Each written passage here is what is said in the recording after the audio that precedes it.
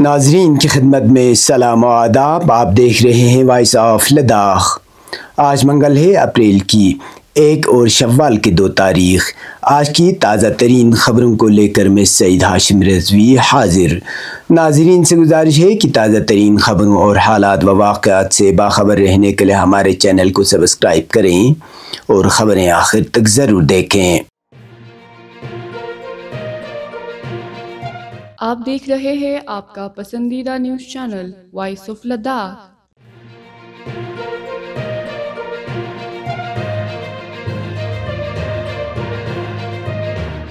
سرینگر لداخ قومی شاہراہ جو 1 ماہ سے زائد عرصے تک بند رہی کو گزشتہ روز دوبارہ کھول دیا گیا، جس سے کرگل کے بازاروں میں ایک بار پھر چہل پہل لوٹ آئی ہے۔ سڑک کے کھلنے کے بعد بازاروں میں تازہ سبزیاں، میوہ جات اور دیگر ضروری اشیاء دستیاب ہو گئی ہیں، جس پر مقامی عوام نے اطمینان کا اظہار کیا ہے۔ تفصیلات کے مطابق بارڈر روڈ آرگنائزیشن نے ریکارڈ مدت میں زوجلا پاس کو برف سے صاف کر کے بحال کر دیا، جسے لداخ اور وادی کشمیر کے درمیان زمینی رابطہ یقینی بنایا جا سکا۔ یہ شاہراہ فروری 27 کو شدید برف باری کے باعث بند ہو گئی تھی، تاہم بیارو کی انتھک محنت کے نتیجے میں آج اسے باضابطہ طور پر دوبارہ کھول دیا گیا ہے۔ بیارو کی جانب سے معمول سے پہلے شاہراہ کی بحالی پر عوامی سطح پر اس کی بھرپور ستائش کی جا رہی ہے۔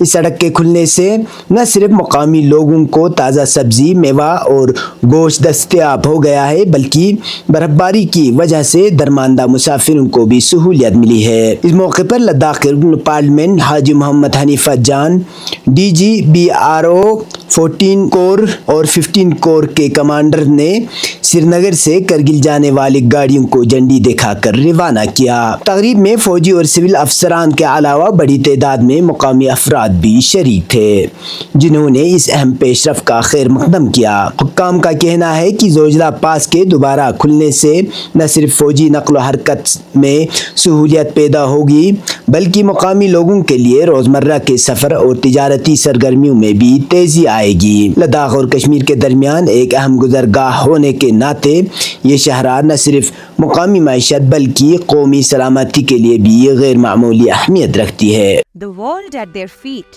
the wind beneath their wings. Where dreams are shaped into goals, where friends bloom as family. This is Dr. Rajiv Singh.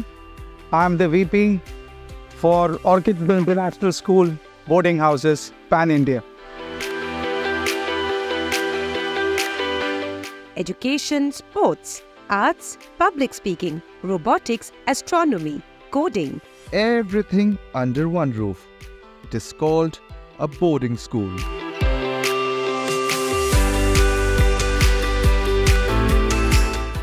Orchids, the International School. Exploring possibilities, nurturing champions. They provide us with various activities, team building activities, sports activities, and many more. And I think it's the best place for anyone to find out what they are meant to be in life.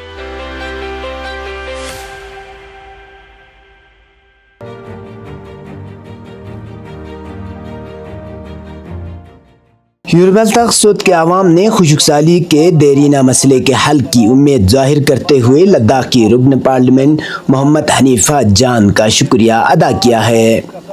اس حوالے سے گزشتہ روز ایک press conference منعقد کی گئی، جس میں مقامی عمائدین، بزرگوں اور نوجوانوں کی بڑی تعداد نے شرکت کی۔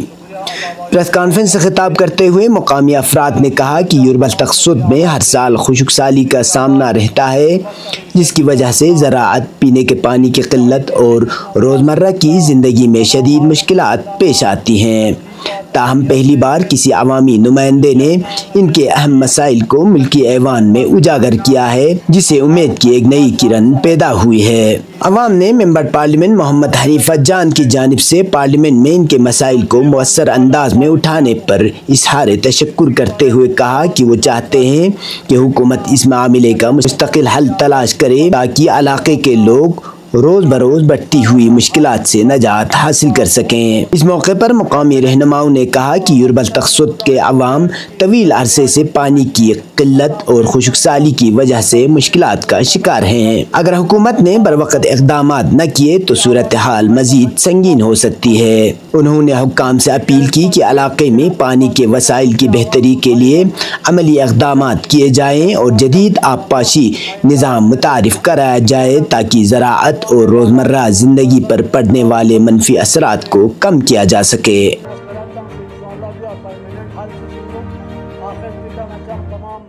ضلع کرگل میں آوارہ کتوں کی بڑھتی تعداد نے عوام کی مشکلات میں بے حد اضافہ کر دیا ہے۔ پورے ضلع میں ان کی آبادی اچانک پھیل گئی ہے اور یہ کتے نہ صرف عام لوگوں بلکہ کسانوں کے مویشیوں پر بھی حملہ کر رہے ہیں۔ تسرو، سنک اور دیگر علاقوں کے رہائشیوں نے اس مسئلے پر بارہا تشویش کا اظہار کیا ہے۔ خاص طور پر سردیوں کے تعطیلات کے بعد جب سکول دوبارہ کھلے تو والدین کو اپنے بچوں کی حفاظت کی فکر لاحق ہو گئی۔ مقامی افراد کا کہنا ہے کہ آوارہ کتوں کی وجہ سے بچے غیر محفوظ ہو چکے ہیں اور کسی بھی وقت کوئی ناخوشگوار واقعہ پیش آ سکتا ہے۔ لوگوں نے کئی بار ہل کونسل کرگل اور متعلقہ حکام کو اس سنگین خطرے سے آگاہ کیا لیکن اب تک کوئی مؤثر اقدام نہیں اٹھایا گیا۔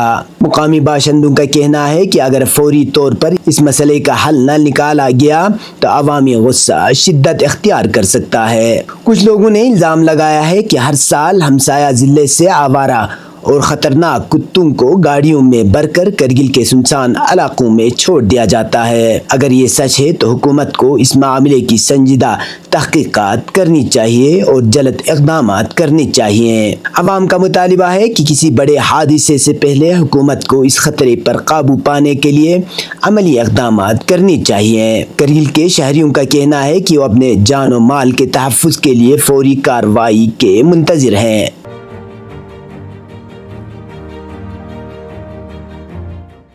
سرکاری ذرائع کے مطابق غلام محی الدین وانی نے ایڈیشنل ڈپٹی کمشنر کرگل کے عہدے پر اپنی مدت ملازمت مکمل کرنے کے بعد 31 مارچ کو سبکدوش اختیار کر لی ہے۔ اس کے بعد یوٹی انتظامیہ نے مذکورہ خالی عہدے کو پر کرنے کے لیے ایک باضابطہ حکم نامہ جاری کیا ہے۔ حکم نامے کے مطابق joint director information UT Ladakh Imtiaz Kachu کو تبدیل کر کے ایڈیشنل ڈپٹی کمشنر کرگل کے طور پر تعینات کیا گیا ہے۔ اس کے ساتھ ہی انہیں تاحکم ثانی جوائنٹ ڈائریکٹر انفارمیشن کے اضافی چارج کی ذمہ داری بھی سونپی گئی ہے۔ وائس آف لداخ امتیاز کاچو کو نئی ذمہ داری سنبھالنے پر مبارکباد پیش کرتا ہے اور ان کے لیے نیک خواہشات کا اظہار کرتا ہے۔ اب پیش ہے قومی اور بین الاقوامی خبریں۔ وقف ترمیمی بل جے پی سی میں بحث کے بعد 2 اپریل کو پارلیمنٹ میں پیش کیا جائے گا۔ پارلیمانی امور کے وزیر کرن رجیجو نے آج اس بل کے سلسلے میں بی جے پی کے ساتھ میٹنگ کی۔ پارلیمانی امور کے وزیر کرن رجیجو نے آج اس بل کے سلسلے میں جے پی سی کے ساتھ میٹنگ کی۔ اس کے ساتھ ہی اس بل کی منظوری سے قبل سیاست بھی گرم ہو گئی۔ وقف ترمیمی بل پر این ڈی اے کی اتحادی جے ڈی یو نے واضح طور پر کہا ہے کہ وہ وقف ترمیمی بل پر پارلیمنٹ میں موقف اختیار کرے گی۔ اس سے بل کی منظوری میں مشکلات پیدا ہو سکتی ہیں۔ مرکزی وزیر گری راج سنگھ نے کہا کہ اگر حکومت ہر بل پیش کرتی ہے تو وہ وقف بل بھی پیش کرے گی۔ کانگریس کو سمجھنا چاہیے کہ ایوان میں کوئی بھی بل ایسا نہیں آتا جو آئین کے خلاف ہو۔ حکومت وقف بورڈ ترمیمی بل بدھ کو لوک سبھا میں پیش کرے گی۔ یہ بحث 8 گھنٹے تک جاری رہے گی۔ تاہم اپوزیشن اس بل پر 12 گھنٹے تک بحث کا مطالبہ کر رہی تھی۔ پارلیمانی امور کے وزیر کرن رجیجو نے کہا ہے کہ بحث کے لیے 8 گھنٹے کا وقت مقرر کیا گیا ہے۔ اس کو بڑھایا جا سکتا ہے لیکن ایوان کی رضامندی سے۔ کرن رجیجو نے کہا کہ اگر کوئی واک آؤٹ کرتا ہے اور بحث سے بھاگنا چاہتا ہے تو ہم اسے نہیں روک سکتے۔ انہوں نے کہا کہ ہر پارٹی کو اپنا موقف پیش کرنے کا اور اظہار خیال کا موقع ملے گا۔ اب پیش ہے قومی اور بین الاقوامی خبریں۔ میانمار میں تباہ کن زلزلے کے بعد امدادی کارروائیاں جاری ہیں۔ اس کے ساتھ اموات کی تعداد بھی مسلسل بڑھتی جا رہی ہے۔ تازہ اعداد و شمار کے مطابق اب تک 1700 سے زیادہ لوگوں کے مرنے کی تصدیق کی جا چکی ہے، جبکہ 400 لوگ زخمی ہوئے ہیں۔ وہیں اب تک 300 لوگوں کے لاپتہ ہونے کی تصدیق ہو چکی ہے۔ میانمار میں ہر طرف بڑے پیمانے پر عمارتوں کے بڑے ملبے بکھرے پڑے ہیں۔ یونائیٹڈ اسٹیٹس جیولوجیکل سروے نے اندازہ لگایا ہے کہ مرنے والوں کی تعداد 10,000 تک پہنچ سکتی ہے۔ زلزلے کا مرکز تاریخی شہر منڈا کے قریب میانمار کے وسطی ساگانگ علاقے میں واقع تھا۔ اس خطے میں 1.5 ملین سے زیادہ لوگ رہتے ہیں اور یہ علاقہ بری طرح متاثر ہوا ہے۔ بہت سی عمارتیں، پل اور مندر تباہ ہو گئے ہیں۔ یہ تھے اب تک کی خبریں۔ اسی کے ساتھ مجھے اور میرے ساتھیوں کو دیجیے اجازت۔ اللہ حافظ۔